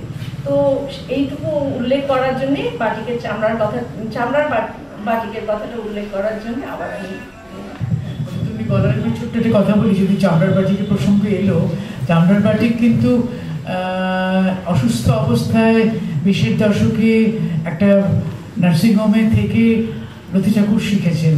অসুস্থ অবস্থায় তিনি ভর্তি ছিলেন, ওনার মানে একটা চিকিৎসা চলছিল, তখনই উনি বোধহয় 1921 সালই হবে হয়তো, উনি শিখেছেন এবং সেইটাই এখানে এনে একটু যা হয় আমাদের সবসময় শান্তিনিকেতনে হুবহু আমরা কপি করি না, আমরা ইম্প্রোভাইজ করি, যেটা আধুনিক শিল্পের কাজ। সেই ইম্প্রোভাইজ করে সেইটাই করলেন এবং সত্যি সত্যি সাথে যেটা বললো রবীন্দ্রনাথ একটা পায়োনিয়ার। অর্থাৎ দেখা যাচ্ছে ক্রাফটসের ক্ষেত্রে আমি যদি ওপাশে নন্দলালকে আলাদা রাখি, ছবি আঁকার ক্ষেত্রে ক্রাফটসের ক্ষেত্রেও বটে, কিন্তু পুরোপুরি শিল্প শোধন কেন্দ্রিক ক্রাফটসের ক্ষেত্রে এই স্বামী স্ত্রী রথী এবং প্রতিমাকে আমরা কিন্তু কিছুতেই বলতে পারি না, কিন্তু ওরা একটুখানি ছায়ার নিচে চলে গেছেন, সেটা আমাদের আবার নতুন করে ভাবা উচিত। আমার আর বিশেষ কিছু বলার নেই, আমি শুধু কল্পিকাদের এখানে শেষ করলেন সেটা নিয়ে একটু বলতে চাই। কল্পিকাদি খুব সুন্দর করে বলছিলেন যে আমাদের চারিপাশে কৃষ্ণের বাঁশি বাজছে, আমরা কতজন শুনতে পাচ্ছি। তো সেই শোনার জন্য যে অন্তঃকরণের প্রয়োজন এবং সেই অন্তঃকরণটা কে আমরা কিভাবে নার্চার করছি, সে কিভাবে শুনছি বা শোনার চেষ্টা করছি, তেমনি দেখার ক্ষেত্রেও আমাদের একটা অন্তর্দৃষ্টির প্রয়োজন। শুধুমাত্র তো চোখ দিয়েই আমরা দেখি না, তো কাজে এই দুটোর যদি একটা খুব সুন্দর মেলবন্ধন, এবং সেটা সম্ভব ভীষণভাবে শান্তিনিকেতনে অন্তঃকরণ এবং অন্তর্দৃষ্টি দুটোকেই, তাহলে বোধহয় আমরা শিল্পের খুব সূক্ষ্ম জায়গায় পৌঁছতে পারি। এবং জীবন চর্চার মধ্যে যেটা রবীন্দ্রনাথ ভীষণভাবে চেয়েছিলেন যে শুধুমাত্র আমাদের প্রয়োজন মেটাবার জন্যই নয়, প্রয়োজনের সাথে সৌন্দর্য বোধটাকে এবং সৃষ্টিশীলতাটাকে ভীষণভাবে যাতে সেটা আমাদের মধ্যে আমরা নিয়ে আসতে পারি এবং সেটা যাতে বহন করতে পারি, সেটা বোধহয় আমরা করে উঠতে পারবো। এইটুকুই, আর আমার বিশেষ কিছু বলার নেই। খুবই ভালো একটা সন্ধে কাটলো। আমাদের সময় বোধহয় শেষ হয়েছে। সেটা বলছিল কিছু প্রশ্ন করবো, আমি তার আগে একটা ছোট্ট কথা বলে নিয়েছি। কল্পিকাদি বলছিলেন না দেখা, নেচারকে দেখা, আর সেটা তো তথ্য, সেটা তো সংবাদ মাত্র, তাই না? শিল্পীরা তো সেটা থেকেই সরিয়ে আসে। এটা ছোট্ট গল্প বলি। বিক্রমাদিত্যের সভায় কালিদাসকে সবসময় উনি নাকি এক্সট্রা করতেন, উৎসাহ দিতেন এবং প্রশংসা করতেন, তাতে বাকিদের ভীষণ অভিমান। একদিন বিক্রমাদিত্য করলেন যে নবরত্ন সভায় বসে আছে, ওইদিকে আপনার সামনে বলছি সংস্কৃতগুলো আপনি মার্জনা করবেন, ভুল বলতে পারি। এখন হঠাৎ করে বলবেন যে আচ্ছা সামনেটা ছোট্ট শুকনো ডাল পড়েছিল, এটিকে আপনারা সবাই সংস্কৃতি বর্ণনা করুন। সবাই নিজে নিজে দারুণ করে বললেন। একজন বললেন সুষ্ঠং কাষ্ঠং তিষ্ঠত্যগ্রে, অর্থাৎ শুকনো কাঠি একটা পড়ে আছে। তখন শেষকালে কালিদাসের পালা এলো। কালিদাস বললেন নীরসে তরুবারে পৌরত ভাগ, অর্থাৎ এই যে শুকনো কাঠ, সেটাও শিল্পীরা কিন্তু রস দিয়ে সৌন্দর্য দিয়ে ভরিয়ে দেন, সেটাই শিল্পের কাজ। সেটাই সাধারণ চোখের দেখা আর শিল্পের দেখার মধ্যে ফারাক, সেটাই বারবার করে আমাদের মনে রাখতে হয়। শিল্পীদের বিশেষ করে মনে রাখতে হয়, শিল্পীদের সেন্সিটিভিটি অনেক বেশি অন্যদের চেয়ে, নাহলে শিল্পী হয়তো যায় না। ফলে সেটা একটা অনুশীলনে বটে। যেমনি নন্দলাল করতে, নন্দলাল শুনেছি, তোমরাও শুনেছো অনেকে যারা ছাত্রছাত্রী আছো, যে ক্লাসে ভোরবেলাতে ক্লাস শুরু হওয়ার আগে ছাত্রদের পাশে ডেস্কের উপর একটা, যার ছবিটা ড্রাই হয়ে যাচ্ছে, রং ফুটছে না, নিষ্প্রাণ একটা সবুজ পাতা রেখে দিতেন, কারোর পাশে একটা রঙিন ফুল রেখে দিতেন। অর্থাৎ তোমাকে বুঝে নিতে হবে যে এই যে এটা জেন বুদ্ধিজীবের মতন একটা ব্যাপার। অর্থাৎ ছাত্রকেও কিন্তু সেই মাস্টারমশাই, সেই শিক্ষকের সেই মনের সঙ্গে পাল্লা দিতে হবে। শুধুমাত্র এটা করলে মানে হুবহু দেখা নয়, এই সেন্সিটিভিটি হচ্ছে আসল কথা, সূক্ষ্মতা, সহমর্মিতা, মনের দেখা এবং চোখের দেখা, যেটা বনতন্নি বললো, যেটা কল্পিকাদি বলছিলেন। হ্যাঁ শ্রীলা, আপনি কি বলবেন বলছিলেন? মানে যেহেতু আপনারা অনেকে রয়েছেন যারা এই বিষয়টা বিশেষজ্ঞ, আমার দুটো প্রশ্ন আছে। একটা হচ্ছে যে মাস দুয়েক আগে আমি শ্রীলঙ্কা গিয়েছিলাম, সেখানে দেখেছি যে বাটিকের প্রচলন আছে খুবই, এবং শ্রীলঙ্কায় আমাদের মতো তুলিও ওরা ব্যবহার করছেন না, আবার ইন্দোনেশিয়ায় যেটা ব্যবহার করা হয় সেটাও নয়, ওরা একটা ফানেলের মতো দিয়ে মোম দিচ্ছেন। এখন ওদের আমি জিজ্ঞেস করলাম, ওরা বললেন যে ওরা ইন্দোনেশিয়া থেকেই এসছে। আমার প্রশ্নটা হচ্ছে, আমি এটা একদম জানি না বলেই জানতে চাইছি যে শ্রীলঙ্কা, মানে আপনাদের কেউ তথ্য আছে কি এটা যে শ্রীলঙ্কা থেকে ইন্দোনেশিয়া থেকে শ্রীলঙ্কা, নাকি এটা শান্তিনিকেতনের হাত ফেরতা হয়ে গেছে? কারণ শান্তিনিকেতনের বহু, মানে শ্রীলঙ্কা থেকে বহু ছাত্রছাত্রী শান্তিনিকেতনে এসেছেন। এইটা আমার একটা প্রশ্ন। আর 2 নম্বর প্রশ্ন, যে আমরা সবাই জানি আজকে লোকায়ত আলপনার কথা হচ্ছিল, এবং রবীন্দ্রনাথ 1915 সালে চট্টগ্রাম কলেজের অধ্যাপক সুরেন্দ্রনাথ দাশগুপ্তকে চিঠি লিখছেন যে মেয়েদের আলপনা ছবি এঁকে পাঠাও। রবীন্দ্রনাথ লোকায়ত এবং সাথীদি সুশোভনদা খুব চমৎকার করে বললেন যে লোকায়ত অজন্তা কিভাবে মিলেমিশে যাচ্ছে। কারণ আমরা সবাই জানি যে ট্র্যাডিশনাল আলপনা হাত দিয়ে দেওয়া হয়, পুরোনো ছবিতেও আমরা তাই দেখেছি। কিন্তু শান্তিনিকেতনে আলপনা তুলি, এই পরিবর্তনটা কবে হলো? কারণ আলপনার যে প্রবহমানতা, যেটা আলপনার প্রাণ, সেটা তো আমার ব্যক্তিগতভাবে মনে হয় যে তুলিতে দিলে একটু যেন একটু লিমিটেড হয়ে যায়। এইটা কবে হলো? এই দুটো আমার প্রশ্ন। আমি দ্বিতীয় প্রশ্নটা করতে পারি, প্রথম প্রশ্নটা একটা আন্দাজ করতে পারি, কিন্তু সঠিক হয়তো সুশোভনদাই বলতে পারবেন, আর সেজন্য প্রথমটায় যাচ্ছি না। দ্বিতীয়টার প্রশ্নটা হচ্ছে যে কবে এলো, সাল তারিখ বলতে পারবো না, তবে নিশ্চিতভাবে বলতে পারি যমুনাদি এবং ননীগোপাল ঘোষের শিক্ষকতার সময়তেই এটা এসেছে। তার একটা কারণ ছিল, তার কারণ হচ্ছে যে ছাত্রদের, গৌরীদি যখন আলপনা এঁকেছেন, গৌরীদির আলপনার ধরনটা ছিল কিন্তু ভীষণ তোমার ওই শতপ্রণোদিত, যেটা আমাদের বাংলার আলপনার যেরকম তুমি ভেবে বসছো না, চলতে চলতে হচ্ছে, নয় যে উনি দড়িখড়ি ব্যবহার করেননি, সেটাও নয়, করেছেন হয়তো, কিন্তু কম। নিজের মনে যখন আলপনা দিয়েছেন বেশিরভাগটাই ওরকম। কিন্তু যমুনাদি এবং ননীগোপাল ঘোষের আলপনা আঁকানোর মূল দায়িত্বটা ছিল উৎসবের জন্য ছাত্রদেরকে দিয়ে আলপনা আঁকানো। সেখানে সব ছাত্রদের মান একরকম হবে না, উৎসাহের মাত্রা একরকম হবে না, নিষ্ঠার মাত্রা একরকম হবে না। সেখানে তোমাকে একটা হচ্ছে দুটো পরিবর্তন মেইন এসেছিল। একটা হচ্ছে একটু ব্লক মেকিং এর মতন রিপিটেটিভ প্যাটার্নস, পৌনপৌনিকতা, মানে একটা প্যাটার্নকে রিপিট করে করে করা। It was meant for students to do easily, মানে যাদের মান অতটা নয় কিন্তু সবাইকে পার্টিসিপেট করতে হবে, সবাইকে নিয়ে চলার জন্য একটা এনগেজ করা। এবং যখন কলাভবনে সিলেবাস ওরিয়েন্টেড পড়াশোনা শুরু হলো, অ্যাটেন্ডেন্সের কথা এলো, যেটা মানে একেবারে কম্পালসারি, এবং দিনের পর দিন উৎসবের জন্য আলপনা দিতে গিয়ে ছাত্রদের ক্লাস কামাই হচ্ছে, অসুবিধে হচ্ছে, অনেক ছাত্ররা আলপনা দিতে এগিয়ে আসছেন না, ইত্যাদি ইত্যাদি ইত্যাদি, তখন কিছু ইম্প্রোভাইজেশনের কথা ভেবে তখন তুলি আসে, তখনই রিপিটেটিভ প্যাটার্নস আসে। এটা কিন্তু কোনোভাবেই আলপনার সঙ্গে কম্প্রোমাইজ করার জন্য না, এটা অনেকটাই স্টুডেন্টসদের কথা মাথায় রেখে করা হয়েছে। আমিও একই মত, কারণ আমিও এখন দেখি যখনই আমাদের হাতে সময় কম থাকে তখনই কিন্তু তুলি দিয়ে আলপনা দেওয়া হয়। আরেকটা জিনিস হচ্ছে যে এই রেপিটেটিভনেসের মধ্যেও একটা কিন্তু সুন্দর ছন্দ আছে, এটা কিন্তু কোথাও কোনো আলপনাকে বেঁধে দেয় না, অথবা যে কোনো নকশাই হোক, যে কোনো ডিজাইনই হোক। হ্যাঁ হ্যাঁ। আচ্ছা, আমি একটা প্রশ্ন করছি, এই যে রেপিটেটিভনেস ব্যাপারটা না, এটা অনেক রকম আউটলেট আছে, তো এটাতে কি কোনো কনসেন্ট্রেশনের সুবিধে বা? অবশ্যই অবশ্যই, যখনই আমরা একটা রেপিটেশনে যাচ্ছি সেটাই কিন্তু ওই একটা কনসেন্ট্রেশনের, যেমন হচ্ছে সেলাই করতে করতে কিন্তু একটা ভীষণ, এটা থেরাপিউটিক, একটা থেরাপির কাজ করে। তো সেই রকম আলপনার ক্ষেত্রেও আলপনা শব্দটা আমি ভীষণভাবে কানেক্ট করি আলাপ থেকে, আলাপন, যে আমরা যখন আলাপ করি কারোর সাথে, এটা একটা কন্টিনিউয়াস কনভারসেশন, একটা ডায়ালগ চলতে থাকে।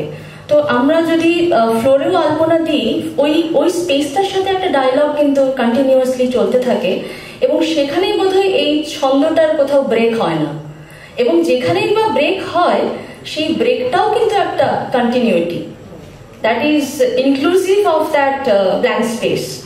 হ্যাঁ, সেটা শান্তিনিকেতনের আলপনার বৈশিষ্ট্য বোধহয়, ব্রেকটা। আমার ব্রেকটা ঠিক বৈশিষ্ট্য বলবো না, তবে যেহেতু শান্তিনিকেতনে বহু রকমের এক্সপেরিমেন্টেশন হয়েছে, সেটা একটা দিক বলা যেতে পারে। মানে শান্তিনিকেতনের ডিজাইনের কিন্তু কি বলবো, যে সবসময় ইকুয়াল ডিস্ট্রিবিউশনে কাজ হচ্ছে সেটা নয়, একটা আনইভেননেস, অ্যাসিমেট্রির কিন্তু একটা ভীষণ প্রভাব রয়েছে, সবসময় যে সিমেট্রি আছে তা নয়। তো সেই ক্ষেত্রেই বোধহয় এটার একটা প্রভাব থাকলেও থাকতে পারে। আমি প্রথমত সুশোভনের কথা বলে আমি গল্পটা সম্বন্ধে একটু বলছি। এটা খুব প্রচলিত গল্প, নীরস তরু বড় তিষ্ঠ ঠাকুরে। এটার আবার বুদ্ধদেব বসু চরম একটা সমালোচনা করেছেন, বললেন এটা তো একটা ফ্লপ গল্প একেবারে। কেন বললেন যে শুষ্কং কাষ্ঠং তিষ্ঠ চক্রে, এটা বললে শুষ্ক কাঠের যে ক্যারেক্টারটা আমরা বুঝতে পারবো, মানে তার মর্মে প্রকাশ করতে পারবো।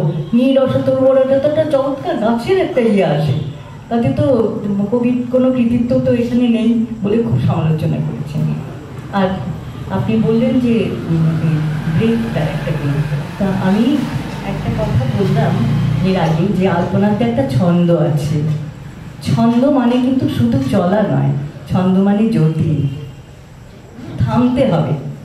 শুধু চলে গেলে দেখুন, কশ্চিৎ কান্তা বিরহ গুরুণা স্বাধিকারাৎ প্রমত্তা সাবে নাস্তং গমিত মহিমা বর্ষভোগ্যেন ভর্তু যক্ষশ্চক্রে জনকতনয়া স্নান পুণ্যোদকেষু স্নিগ্ধচ্ছায়া তরুষু বসতি রামগিরিয়াশ্রমেষু। এই যে জ্যোতি, জ্যোতি না থাকলে তো ছন্দ হবে না। আমরা কি সারাদিন দৌড়ে বেড়াবো, কখনো বিশ্রাম নেই? কাজে গতি যেখানে থাকবে সেখানে জ্যোতি থাকবে, ছন্দ থাকলেই সেখানে জ্যোতি থাকবে। তো আমরা তো প্রায় শেষের দিকে এসে পড়েছি, শেষ করেই ফেলেছি। কি আঙুল দেখাচ্ছি বলো? ও হ্যাঁ, এক মিনিট, আমি জানি যতটা জানি বলো। আমি রিসেন্টলি বাগদার ওই এক্সিবিশনটাতে গেছিলাম, ওখানে ওনার আর্কাইভাল কিছু ছবিতে দেখলাম রাজীব গান্ধীকে যে উত্তরীয়টা দেওয়া হয়েছিল সভাপতিকে, ওখানে ভীষণ ইউনিক একটা বিষয় লাগলো, ওখানে রাজীব গান্ধীর লেখা ছিল বাকিতে। এবং আমি শান্তিনিকেতন অন্যান্য আলপনাও দেখেছি, আমার কিন্তু স্বস্তিক চিহ্ন, এবং সেটা শুধু সোজা না, উল্টো স্বস্তিক। তো ওটা কি just as a part of design implement করা হতো, নাকি সেখানেতে কোনো রকম ধার্মিক কোনো ইনসাইট ছিল? এটা যদি বলতে পারেন। হ্যাঁ, সত্যি কথা বলতে হ্যাঁ, শ্রীলার কথা আমি শেষ করে নিচ্ছি। আপনি বলছিলেন যে শ্রীলঙ্কাতে শান্তিনিকেতন থেকে গেছে না ইন্দোনেশিয়া থেকে গেছে? ইন্দোনেশিয়া থেকে গেছে ওরা বলছে। এটা আমার প্রশ্ন যে শ্রীলঙ্কার এত ছাত্র তখন এবং এখনো আসে, মানে এটা শান্তিনিকেতন হয়ে যাওয়ার কোনো সম্ভাবনা কি? কিন্তু একটা আমার মনে হচ্ছে, আপনার কথা শুনে মনে হচ্ছে, যদি আমি শ্রীলঙ্কায় ওদের কাজ করা দেখিনি, কিন্তু শান্তিনিকেতন থেকে গেলে হয়তো এই ওই ফানেলের মতন, ওই চ্যান্টিংয়ের মতন করে ওরা করতো না, তাহলে দুটোই হয়তো ইউজ করতো। কারণ ওটা কিন্তু আমাদের যেমন যেভাবে কি বলে মেহেন্দি পরে আর কি, হ্যাঁ সেরকম তো ব্যাপারটা। হ্যাঁ, সেটা কিন্তু ওটা থেকে এসেছে। হ্যাঁ, প্রোডাকশনের জন্য বোধহয় ওরা ব্যবহার করছে, আর খুব যেহেতু খুব ডিজাইনটা খুব সূক্ষ্ম হয় এবং খুব বোধহয় ফাস্ট মুভ করা যায় হাতটা। ডিজাইন করছে ওরা, এবং ওখানে ন্যারেটিভ আছে, আমাদের মতো আলপনা। আর যেটা যশস্বী বলছিলেন সেটা হচ্ছে যে এটা আলপনার, আমাদের এর মধ্যে কিন্তু কোনো ধর্মীয় প্রকরণ দেওয়া নেই। রাজীব গান্ধী লেখা ছিল, হয়তো অনেকগুলো উত্তরীয় হচ্ছে তো কোনটা কার গায়ে চলে যাবে, রাজীব গান্ধী স্পেশালি এক্সক্লুসিভলি করা হয়েছে। এইটা নিয়ে আমি একটা কথা বলছি। জাস্ট কয়েকদিন আগে আমাদের কলা ভবনে একটা অনুষ্ঠান হয়েছিল, গৌতম ঘোষ এসেছিলেন, তো সেখানেও একটা বাটিকের উত্তরীয় তৈরি করে ওনাকে দেওয়া হয়েছিল। সেখানেও সাক্ষীদা লিখে দিয়েছিলেন গৌতম ঘোষ। এটা কিছুই না, জাস্ট একটা ওনার মেমোরিতে থাকার জন্য, যে ওনার নামটাও বাটিকে তুলি দিয়েই লেখা আছে। এবং যমুনাদির করার যমুনাদি গৌরীদের শাড়ির পেছনে কোনো কিন্তু যেমন আর্টিস্টের ক্যানভাসের সিগনেচার থাকে, ওরা কিন্তু ওটা করে রাখেন ওটা কিন্তু। সুতরাং এটা একটা পার্ট অফ দ্য ডিজাইন বলতে পারো, পার্ট অফ দ্য আর্ট বলতে পারো। আমি বলি, মানে এই যে স্বস্তিক, উল্টো স্বস্তিক ডিজাইনের এটা প্রথম কনভোকেশনের স্কার্ফ ডিজাইন করে নন্দলাল বসু।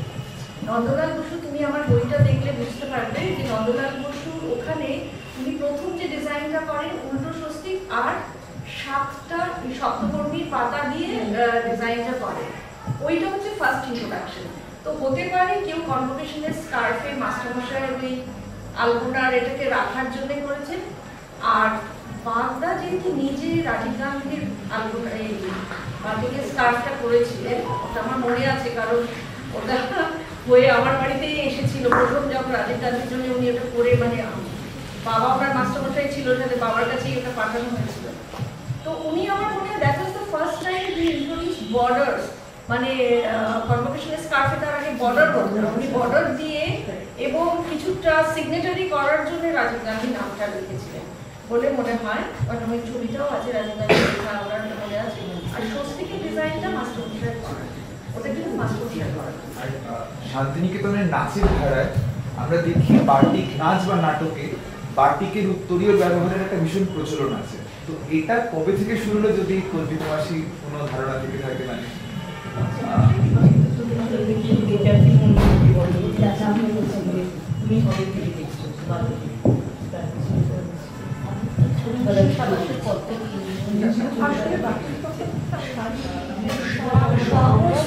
প্রথম দিকে কিন্তু আমাদের কলাভবনে যে সংগ্রহ আছে, বাটিকের সংগ্রহ, কলাভবনে একটা মস্ত বড় খাতা আছে, সবাই সেটা দেখতে পারে না। সমস্ত তখন তো ক্যামেরা ছিল না, ফলে পিক্টোরিয়াল ডকুমেন্টেশন করে রাখা আছে। প্রত্যেকটি অবজেক্ট ড্রয়িং করে করে তার ডিটেল করে আছে, অ্যাক্সেশন নাম্বার করা আছে, খুব পুরোনো বড় বড় দুটো খাতা। সেই খাতাতে বাটিকের কথাও আছে। এবং তখন তো শান্তিনিকেতন জামা বাটিক নেই, জামা বাটিকের পোশাক পরেও নাচতো ছেলেমেয়েরা। একটা ছোট্ট নোটস আমার, এটা বললে মজার লাগবে। বিনোদ বিহারী নন্দন মিউজিয়ামে দায়িত্ব ছিলেন, সুরেনকর নাচের দল নিয়ে গেছেন, ফিরে এসেছেন সুরেনকর। বিনোদ বিহারী ঘুমতে গিয়ে দেখছেন জামাবাটি কয়েকটি কম পড়েছে। উনি নোট দিয়েছেন যে সুরেনবাবুকে বলতে হবে কিছু মিসপ্লেসড হয়েছে। অর্থাৎ জামাবাটিক তখন মিউজিয়াম বলে তো ছিল না, মিউজিয়াম ছিল না বলে সবাই ওরা ব্যবহার করতে পারতেন। তখন অত নথিভুক্ত হয়নি, একটা জায়গায় থাকতো, প্রতিমা দেবীর কাছে কখনো থাকতো, কখনো বা কলাভবনে থাকতো।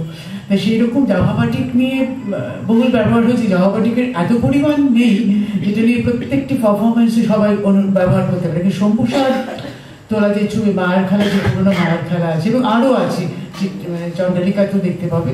কিন্তু ওই জামাবাটিকের পোশাক পরে কিন্তু নাচিয়ে যিনি আছেন জামাবাটিকের পোশাক পরা আছে। এবং সেটা অদ্ভুতভাবে এরও বেঁকে বেঁকে বেঁকে তীর্যকভাবে গেছে। তো বলে নাচের ছন্দের সঙ্গে একটা আলাদা প্যাটার্ন তৈরি করে, নৃত্য ভঙ্গির সঙ্গে ওই বেঁকে যাওয়া রেখাগুলো নাচতোকে একটা চৌকো স্পেসের মধ্যে পেন্টিংয়েরই মতন গতিশীল, একটা ছন্দময় কতগুলো রেখা যেমন পেন্টিংয়ে থাকে, তেমনি এখানে কতগুলো গতিশীলতা চলে বেড়াচ্ছে। সেইটি ওই বাটিকের ওই স্ট্রেট জিওমেট্রিক ডিজাইনের সঙ্গে খুব ভালো সুন্দর মানিয়ে গেছে। আমরা সেই ফটোগুলো দেখলে বুঝতে পারি। এটাই বলবার আর কি। স্বস্তিকের কথা আপনি জিজ্ঞেস করলেন, তো জিজ্ঞেস করলেন স্বস্তিকের কথা। আচ্ছা, স্বস্তিক সম্বন্ধে বলতে পারি যে স্বস্তিকটা কিন্তু বহু পুরনো। এটা সূর্যের প্রতীক হিসেবে বা অগ্নির প্রতীক হিসেবে স্বস্তিকের ব্যবহার করা হয়েছে। সেই জন্য হ্যাঁ, গুহাচিত্রেও স্বস্তিক দেখা যায় সূর্যের প্রতীক হিসেবে। গুহাচিত্রে এরকম সূর্যও দেখা যায় অনেক কিছু, যেমন সিরিয়াতে একটা মন্দিরে সূর্যের চিত্র দেখা গেছে এবং স্বস্তিক সূর্যের প্রতীক হিসেবে ব্যবহৃত হয়। তো সেটাই হয়তো হয়ে থাকবে এখানে, একটা পবিত্র চিহ্ন হিসেবে স্বস্তিক ব্যবহার করা হয়। আমি যতদূর দেখেছি যে স্বস্তিক যে উল্টো করে আমার কথাটা সুদা বলছে, সেটা আমাদের বিশ্বভারতীর প্রতীকেও রয়েছে। একদিকে সেটা এদিকে মুখ করে, একদিকে এরকম। আমি জানি সেটা যেটা সাথী বলছিলেন যে নন্দলাল বসুর সেই ডিজাইনটা আমি দেখিনি। নন্দলাল বসু আসলে এটা একটা চিহ্ন আছে যেটা মঙ্গল চিহ্ন হিসেবে, স্বস্তিক এটা জিওমেট্রিক ডিজাইন হিসেবে ধরতে হবে এটাকে, বুঝতে পেরেছো? এটা ওই সেই নাচিদের মতন যেমন নয়, তেমনি সম্পূর্ণ আমাদের একটা আলাদা মঙ্গল। হ্যাঁ, যেমন এরকম একটা ডিজাইন নিয়ে আমাকে বিলেতে ভীষণ বিপদে পড়তে হয়েছিল। স্বস্তিক চিহ্ন ছিল, একটা কাঁথার কাজে নিয়ে গেছিলাম আমার সঙ্গে। আমার দেখে বন্ধুরা বলে ঠিকরে ঢোকাও, সেখানে ঢোকা, তুমি তো আমার নাচের চিহ্ন নিয়ে ঘুরে বেড়াচ্ছে। বলে এটা ওদের দেশে এইরকম, আমাদের দেশে তো না, আমরা এটা মঙ্গল চিহ্ন হিসেবে, শুভ মঙ্গল চিহ্ন হিসেবে দেখি। ফলে জায়গা বিশেষে, ক্ষেত্র বিশেষে এর অর্থ বদলে যায়। তো যাই হোক, আমরা আজকে সবাই মিলে প্রত্যেককে ধন্যবাদ জানাই। আমলিকে, মেমোরিয়াল, সুরেশময় মেমোরিয়াল ট্রাস্ট এবং আমার সঙ্গে যারা আছেন, কল্পিকাদি, মঞ্জুদি, সাথী এবং গণতন্ত্রী, এবং আপনারা যারা ধৈর্য ধরে এতক্ষণ আমরা অনেক কথা বলেছি, অনেক হালকাভাবে বলেছি, তার সঙ্গে গণতন্ত্রী অসম্ভব সুন্দর সুন্দর ছবি দেখিয়েছি। আমরা সকলে আপনাদের কাছেও অনেক ধন্যবাদ জানাই এবং আজকের মতন আমাদের পর্ব শেষ করি। নমস্কার। সাধু সাধু